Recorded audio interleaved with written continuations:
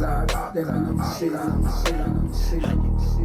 With your pants on the ground, pants on the ground, pants on. Pay attention when I talk it, man, these niggas all cap. You better tell them I'm too old for this rap. Pay attention to me, baby, I don't rap it, I jab. You better tell them I'm too old for this rap.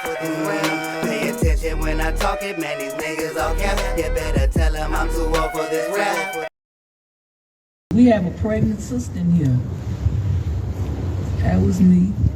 Matter of fact, our son, Chairman, little Chairman, as he was known as from birth, was born 3 weeks later. Teach, Mom. We coming out of the apartment. I cross over Chairman Fred.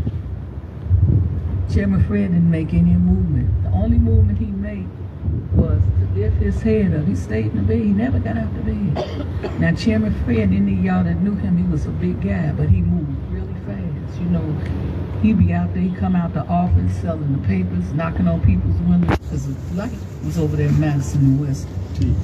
He'd knock on the window. Hey, brother, hey, sister, you got the Black Panther newspaper? Oh, only a quarter, you know, ain't gonna break the bank, you know, so he talk real fast, too, like somebody else I know. And he was born with it. And let me tell you, too, he was born with, Chairman, when he talked, he would pull words out of his mouth. This is what he do. As a baby, before he could talk or walk, he's full, and I would be, this is a bit much. But anyway, back to what was happening.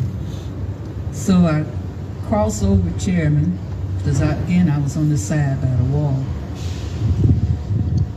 And I'm saying to myself, don't stumble, don't fall, because they will kill you and that baby. I kept saying that. And I said in my head, remember everything you can. If they got a mustache, they got a big nose, a little nose, whatever, glasses, anything that any details, you're gonna have to remember all of this. Of course, I didn't remember all of this, but that's what I was telling myself I was gonna do. And I kept saying the 10-point program, the platform, over and over in my head. Because Chairman had a thing about, don't be crying. She had. I'm coming out. It's 2 lines of pigs. Now, I had no blood on my clothes. I had on Chairman's long drawers. Sister, you know how you sleep in your man's shit.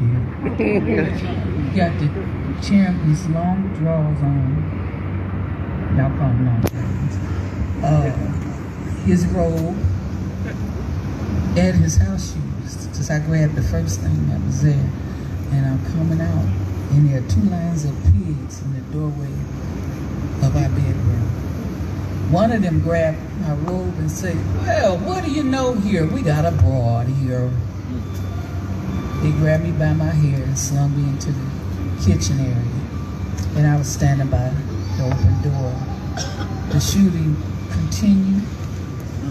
And somebody said there was not an occupant of the apartment. He's barely alive. We'll barely make it.